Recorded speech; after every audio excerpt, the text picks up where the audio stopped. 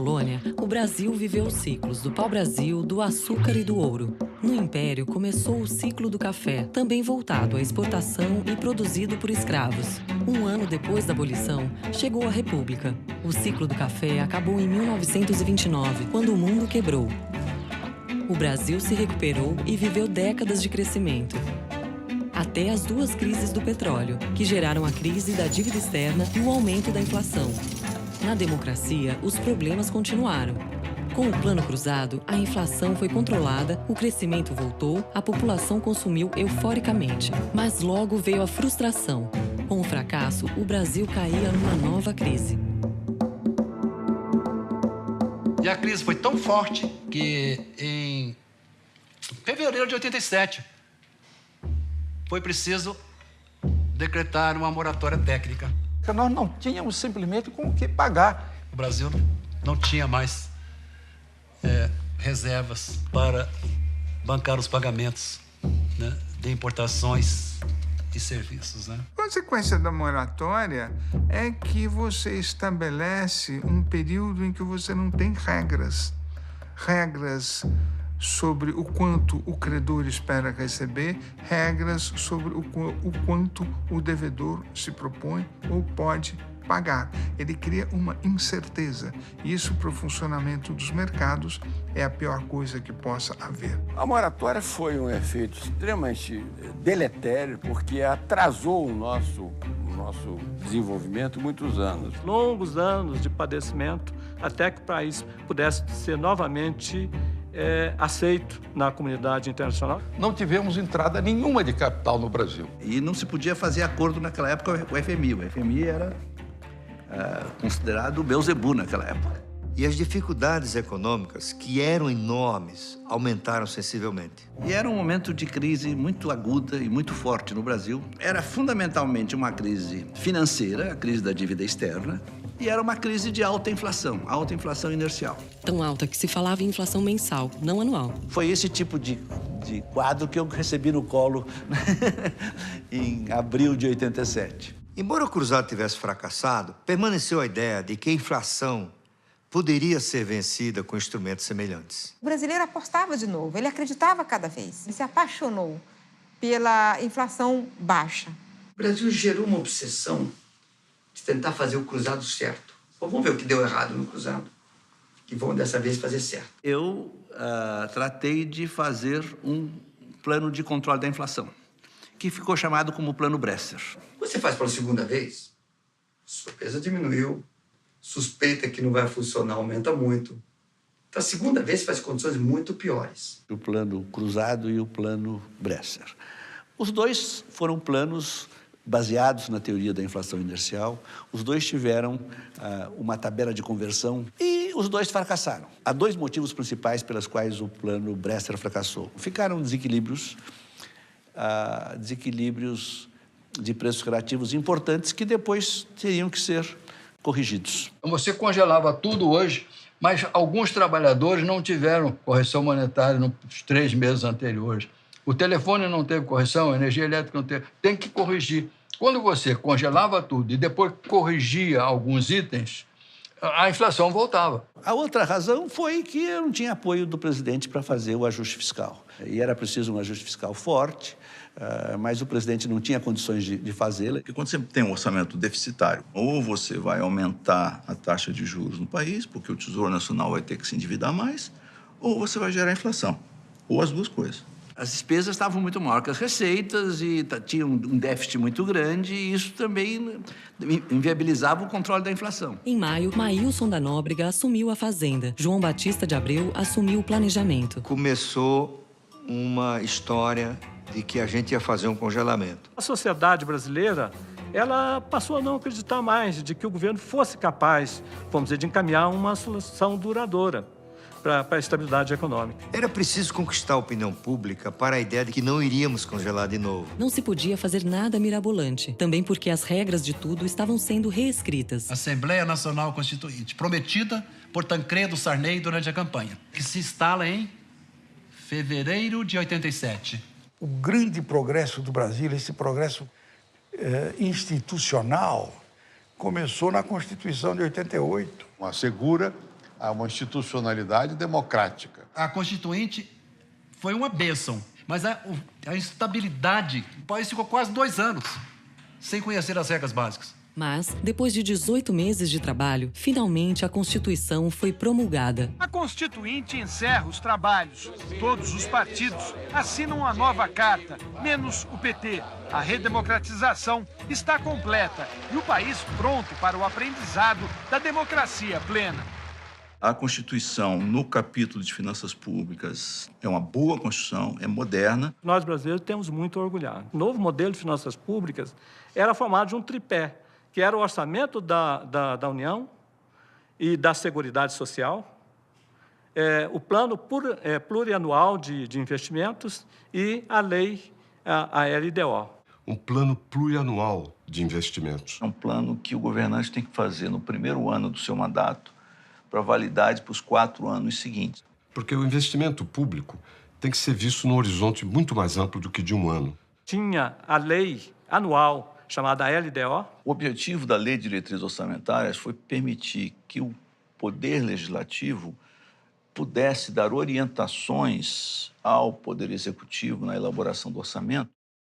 A Constituição de 1988 permitiu que os parlamentares pudessem emendar o orçamento, mas com algumas regras importantes. Não permite criar despesa sem receita. Se ele quer fazer uma emenda, ele tem que dizer de onde virá esse dinheiro. Mesmo com novas regras, a inflação não parava de se acelerar. Em vez de impor um novo plano econômico, o governo tentou firmar com a sociedade o Pacto Social. Naquele sonho, na época, de uma forma negociada, conseguir estruturar um programa de combate à inflação. Com a participação do setor privado, dos empresários, dos trabalhadores, não é uma coisa simples.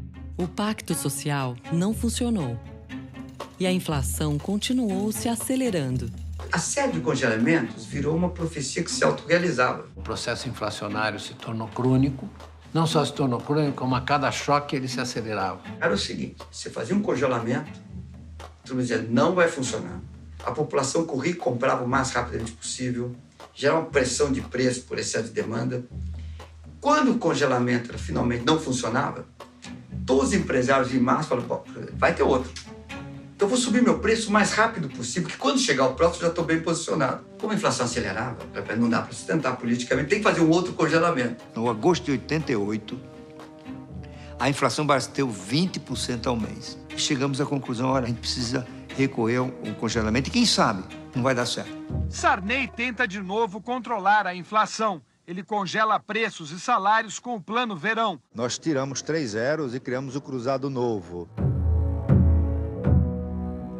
Nós não éramos ingênuos ao ponto de acreditar que o Plano Verão pudesse ser uma solução definitiva. O congelamento era como um remédio que se toma para controlar a febre. Mesmo que não resolva a doença, se precisa tomar, porque a febre descontrolada pode levar ao colapso do corpo. O Plano Verão também não funcionou. O presidente do IBGE, Charles Miller, me ligava para me informar o IPCA. Eu era o primeiro a saber. Eu sempre tinha aquela esperança que ele fosse me informar, ministro, IPCA esse mês desacelerou, mas ele sempre introduzia, ministro, tenho uma péssima notícia para lhe dar. Aí eu tinha aquele impulso de desligar o telefone. Aí eu ligava, Maílson.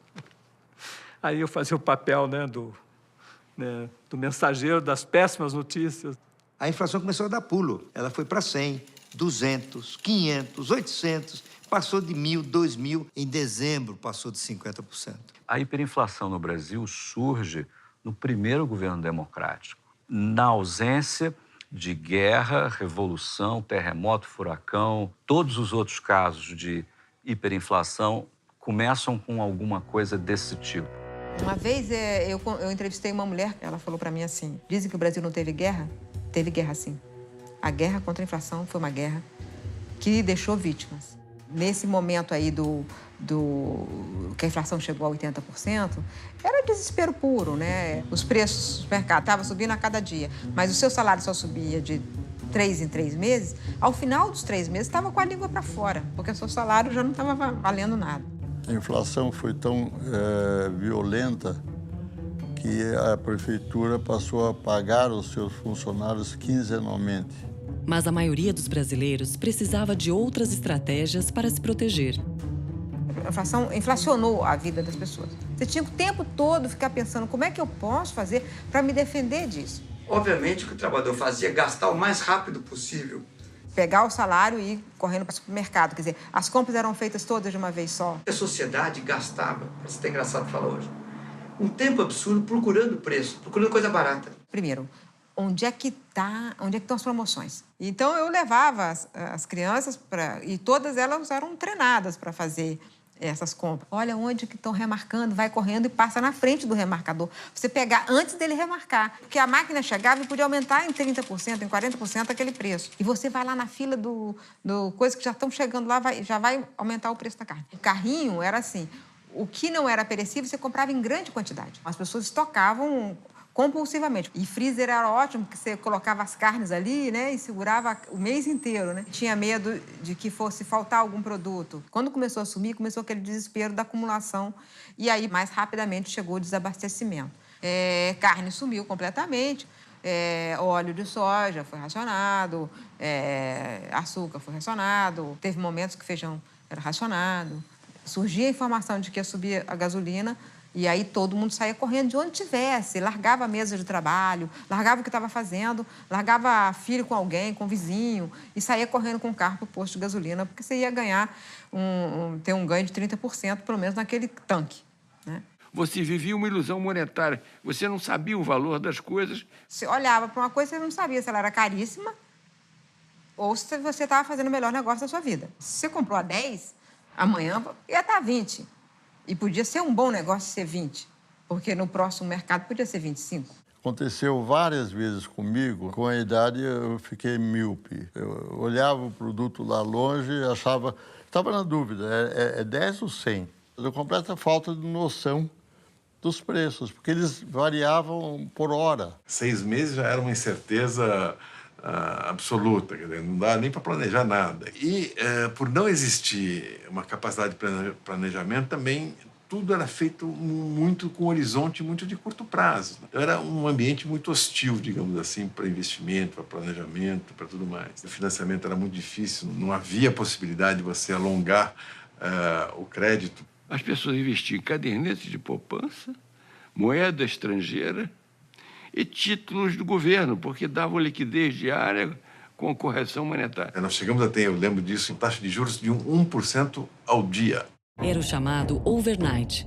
Os pobres não tinham acesso a contas de overnight na época, protegidas da inflação. Tinha 40% da população, no máximo, com dinheiro no banco. E eu, que não tinha conta no banco, que recebia o salário, estava perdido, porque a inflação comia o salário, aumentava, portanto, mantinha e ampliava o número de pobres no Brasil. Existe uma ligação direta, mais inflação leva a maior desigualdade. Então, combater a inflação é prioridade do ponto de distribuição de renda e tornar a sociedade mais justa. O pior número foi 89, foi o ápice da desigualdade brasileira. Foi o período onde a inflação atingiu o patamar mais alto, e talvez não por coincidência. A gente era mais ou menos concorrente direto da África do Sul na época do apartheid. Os 10% mais ricos detinham 50% da renda, quase exatamente, os 50% mais pobres, 10% da renda. Isso, evidentemente, criava um enorme empecilho ao desenvolvimento econômico.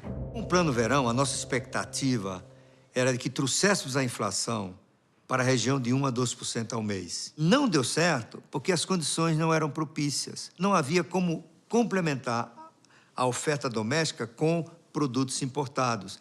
Também não havia financiamento. O Brasil ainda estava em moratória. O Plano Verão padecia, da mesma maneira que os outros planos, de um ajuste fiscal, mas é um governo que não tinha absolutamente nenhuma base política no Congresso Nacional. E começaram também a faltar condições políticas de uma ação mais forte do Ministério da Fazenda em termos de inflação. Eu e João Batista não sabíamos mais o que fazer. Nós nos sentíamos como dois comandantes de um navio, já todo aboroado, sem nenhuma orientação, sem nenhuma eletrônica de bordo, digamos assim, todavia, precisando chegar em algum porto, qualquer que fosse ele. Um porto seguro significava concluir o mandato do presidente Sarney, assegurar que as eleições ocorressem da forma mais pacífica possível e que, apesar da inflação, de alguma desorganização, entregássemos o país ao novo governo. Então, a expectativa que um novo presidente pudesse mudar as coisas. O novo presidente, aí sim, com força política, com bases políticas sólidas, pudesse, então, propor um programa efetivo de estabilização econômica. O eterno Ulisses, um histórico Brizola e o persistente Maluf estão entre os candidatos. Fernando Henrique apoia o tucano Mário Covas. O ex-operário Lula conquista as esquerdas. Collor, com 28% dos votos, e Lula, com 16%, vencem o primeiro turno. Covas e Brizola sobem ao palanque de Lula no segundo turno. E Fernando Henrique também participa do comício que fecha a campanha do PT. O doutor Ulisses Guimarães, o Mário Covas, o Lula, o Brizola, todos os líderes que tinham lutado fortemente pela democracia do Brasil, todos foram derrotados por uma pessoa vinda, né, do Nordeste que ninguém conhecia, uma revista. E o Brasil, então, elege em eleições livres e limpas, democráticas, o primeiro presidente eleito diretamente depois da ditadura, Fernando Collor de Mello. Fernando Collor de Mello assumiu a presidência da República em 1990, prometendo modernizar o país, desestatizar a economia, extinguir as mordomias e abrir o mercado para os produtos estrangeiros eram algumas das propostas.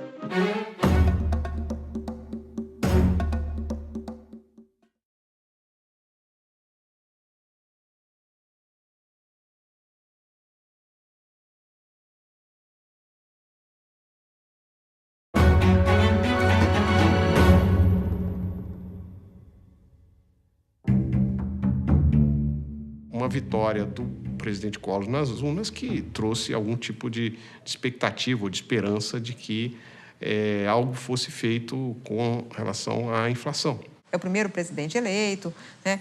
Mesmo quem não votou nele achava que podia ser um novo momento. Quando saímos do governo em março de 1990, a inflação chegou a 84% ao mês. E o Collor dizendo, né, que tinha uma bala de prata, né, para ser disparada contra a inflação. Então, a bala de prata foi o plano Collor. No primeiro dia de governo, Collor anunciou um novo pacote econômico. As medidas, costuradas pela ministra da Economia, Zélia Cardoso de Mello, deixaram o país perplexo. Quem tinha poupança, aplicações ou até cruzados na conta corrente, teve o dinheiro confiscado. O plano Collor, então, ele vem dessa uma tentativa de resolver a inflação através de um choque diferente dos anteriores. Se acreditou que se a moeda em circulação fosse reduzida substancial e repentinamente, a inflação acabaria. O plano Collor foi um desastre. Era difícil que pudesse ser pior. O plano Collor é uma coisa, de um lado, uma doideira, né, brasileira. O que aconteceu no plano Collor é de que ele não tinha plano coisa nenhuma. O tiro saiu pela culatra. Em matéria de violência econômica, a experiência do plano Collor foi como alguns dos planos de reforma monetária feitos depois da Segunda Guerra na Europa. Parecia uma guerra entre o governo e a sociedade. Ele não foi só violento.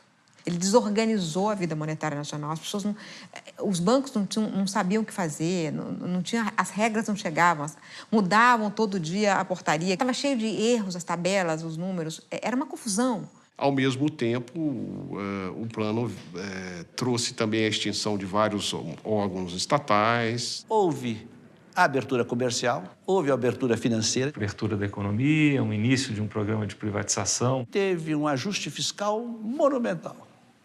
E teve um ajuste monetário também extraordinário, né? E também uma abertura muito rápida e forte da economia. Havia uma lista com mais de 3 mil produtos cuja importação era proibida. O controle principal era de produtos supérfluos, carros caros e outras coisas desse tipo. Entregamos o governo ao presidente Collor com apenas 500 itens que eram proibidos de serem importados. E de uma hora para outra, as lojas começaram a se encher de máquina fotográfica, computador, geladeira, produto importado, eletrônico, som. O Plano Collor derrubou a inflação, mas o preço foi alto. O PIB caiu mais de 4%. O plano impôs à economia brasileira um choque muito forte, né, que provocou uma queda expressiva da atividade econômica. A empresa tinha 3 alternativas. Ou ela entrava num processo violento de reestruturação e saía eficiente do outro lado, ou ela dizia, não dou conta e quebra, ou a terceira, que salva a empresa e morre o dono, ou seja, venda. O número de empresas que faliu foi enorme. A indústria, em grande parte, parou. Por quê? Porque ela agora estava exposta à competição internacional, ela precisaria ganhar eficiência. Esse era o Brasil acostumado a não preocupar com custo, a não preocupar com eficiência, né, a ir atrás do governo para fixar preço. Foi o início do amadurecimento da economia brasileira, incluindo o governo, incluindo o setor privado, incluindo trabalhadores. A ordem do dia passa a ser, vamos fazer as reformas, vamos fazer as reformas. Que reformas eram essas? Era uma privatização. As primeiras privatizações de grandes empresas estatais começaram a acontecer no governo dele. E depois eles foram se tornando uma rotina. A desestatização começou a ficar moda. É ali que se traz a semente de que o Estado herdado dos militares devia ser diluído um pouco a sua participação na economia. O Estado precisava não de necessariamente diminuir, mas se redirecionar. Existe uma ótica importante de saber assim, vale a pena ter estatais? Do ponto de vista do Tesouro, porque o meu dinheiro, o seu dinheiro, o nosso dinheiro, de todo mundo está nos acompanhando aqui. E uma outra dimensão que é do ponto de vista de funcionamento da sociedade e bem-estar das pessoas que usam os serviços das companhias estatais. O Brasil tinha hotel estatal, teve estatais como a Sunamã, de indústria naval, foi um fiasco gigantesco. Companhias de turismo, né, o Bondinho do Pão de Açúcar e o trenzinho do Corcovado eram estatais. Todas essas indústrias e empresas foram vendidas ao setor privado. Nós tínhamos a Telebrás. A estatal era uma cabide de empregos, os políticos mandavam na estatal. Então, para o funcionamento da economia e da sociedade, é melhor você ter companhias privadas de telefonia competindo do que uma única estatal. A economia toda mudou, mas no controle da inflação, o Plano Collor fracassou.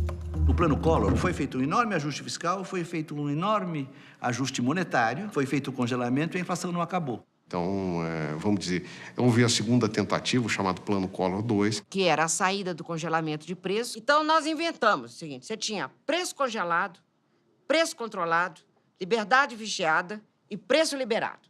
Preço agora não era uma variável que o mercado que dava. O Plano Collor II também não funcionou. Houve uma crescente resistência também da sociedade ao plano na medida em que ele não dava resultados, né? A popularidade do presidente começou a cair desde o primeiro dia do governo devido à violência do plano. E continuou caindo devido ao fracasso do plano e às denúncias de corrupção.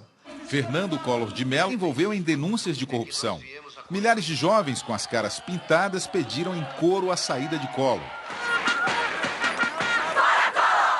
O presidente renunciou em 1992, em meio ao processo de impeachment. Pusemos um presidente fora,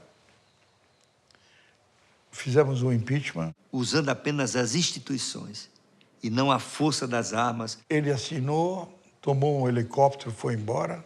O Itamar virou presidente nessas condições. O Itamar Franco, né, que vai ter que novamente lidar com as questões fundamentais, entre elas, né, especialmente a inflação. Mas como é que você administra um país com 2.700% de inflação? É impossível. Depois de empossar 3 ministros da Fazenda, em apenas 6 meses... Você teve o convite, né, do presidente Itamar ao então chanceler Fernando Henrique para assumir o Ministério da Fazenda. Quando eu acordei no dia seguinte, eu era ministro da Fazenda e não do exterior. Bom, evidentemente, a maior dificuldade era a inflação. Era o grande problema, porque a população não aguentava mais, as contas públicas desorganizadas, a incapacidade de prever. Ele sabia, como bom político que era necessário fazer alguma coisa. Meu primeiro impulso foi botar a casa em ordem, chamava-se assim. Havia muito a arrumar e o presidente reuniu grandes economistas para ajudá-lo.